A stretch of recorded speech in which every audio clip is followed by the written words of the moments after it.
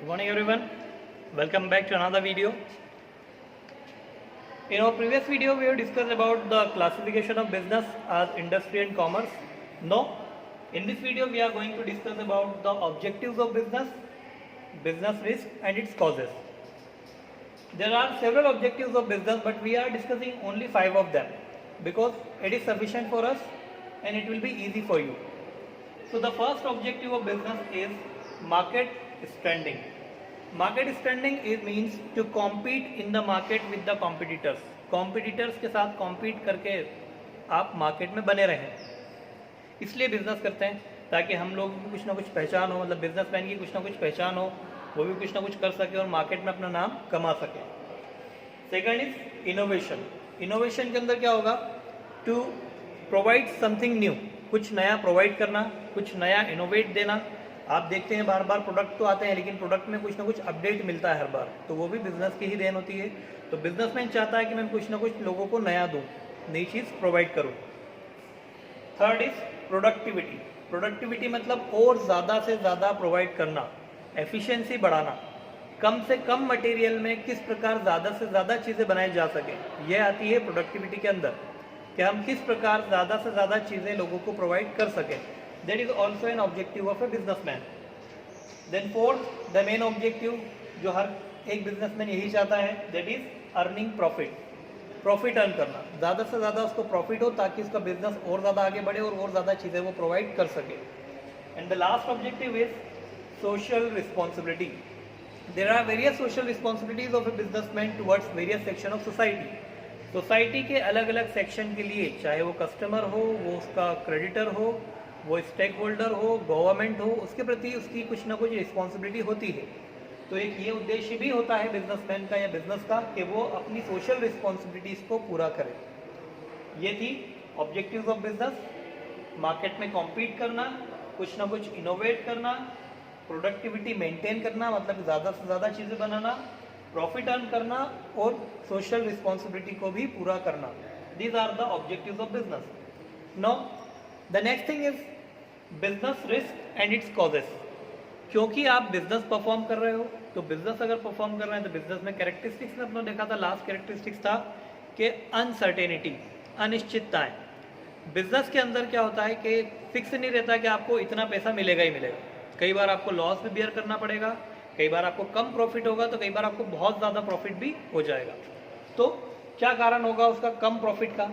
ज़्यादा प्रॉफिट की अपन बात नहीं करें, वो अगर आप अच्छे से काम करोगे तो ज़्यादा प्रॉफिट होना ही है, लेकिन कम प्रॉफिट का या लॉस का क्या कारण होगा? तो बिजनेस रिस्क क्या होगा? जनरली बिजनेस रिस्क बोलते हैं पॉसिबिलिटीज ऑफ लॉसेस और अनसर्टेनिटी, अनिश्चितता या लॉसेस के संभावना होना, that is known as business risk. क्या कारण है इसके? सो 3 अलग अलग कैटेगरी में डिवाइड किया गया है इसके कॉजेस को. पहला कॉज विच इज अनकंट्रोलेबल, और ये तीनों कॉज ही अनकंट्रोलेबल होते हैं जनरली. पहला है नेचुरल कॉज. नेचुरल कॉज मतलब क्या?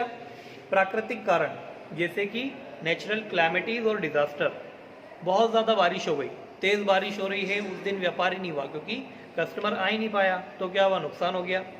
ठीक है, तो वो अर्थक्वेक, किसी एरिया में जो है अर्थक्वेक आया है, अर्थक्वेक आने के कारण से लोग बाहर नहीं आए, कुछ डैमेज हो गया कुछ ना कुछ, तो लोग नहीं आ पाए और बिजनेस नहीं हो पाया, उस दिन नुकसान हुआ. फ्लड, बाढ़ आ गई है या कुछ और दूसरी नेचुरल क्लैमिटी हो गई जिसके कारण से बिजनेस को नुकसान हो रहा है, जिसके कारण से लोग आ नहीं पा रहे हैं. जैसे फॉर एग्जांपल अभी कोरोना सिचुएशन, कितना ज़्यादा नुकसान हुआ, 3 महीने तक सब चीज़ें बन रही, तो ये भी क्या थी? नेचुरल क्लैमिटी थी, इस पर कोई कंट्रोल नहीं है, तो इसमें बिजनेस को नुकसान हुआ. Second is human cause. Human cause, human being से कारण कुछ ना कुछ गलतियाँ होती हैं, जैसे डिसऑनेस्टी, बेईमानी कर ली, किसी ने चोरी कर ली, कंपनी के अंदर नुकसान हो गया. केयरलेसनेस, ध्यान से काम नहीं कर रहा था, सामान टूट गया या मशीन ठीक से ऑपरेट नहीं हो पाई, ज़्यादा कुछ हो गया, तो उसके कारण से, ह्यूमन बिहेवियर के कारण से जो है गलतियां हो गई जिससे नुकसान हुआ. और स्ट्राइक, स्ट्राइक हो गई, काम रोक दिया गया, कुछ मजदूरों ने कुछ मांगे रख दी, इसके कारण से काम बंद करवा दिया गया, स्ट्राइक. ये ह्यूमन कॉजेज होते हैं. और तीसरा आता है अपने पास में, वो है इकोनॉमिक कॉज. इकोनॉमिक कॉज के अंदर क्या? Demand and supply. डिमांड कम है तो माल नहीं बेच पा रहा, सप्लाई बहुत ज़्यादा हो रही है, माल बहुत ज़्यादा आ रहा है लेकिन डिमांड नहीं है, जिसके कारण से रेट कम हो गया है. कम रेट पे बेचेंगे तो थोड़ा नुकसान होगा. कंपटीशन, मार्केट में बहुत ज़्यादा कंपटीशन है, बहुत सारे लोग हैं जो कि प्रोडक्ट प्रोवाइड कर रहे हैं, जिसके कारण से क्या हुआ कि सभी लोगों का थोड़ा थोड़ा प्रोडक्ट ही बिक रहा है। अगर कम कंपटीशन होगा, कम लोग होंगे, खरीदने वाले ज़्यादा होंगे, तो क्या होगा, सभी का ज़्यादा बिकेगा और फ़ायदा भी ज़्यादा होगा।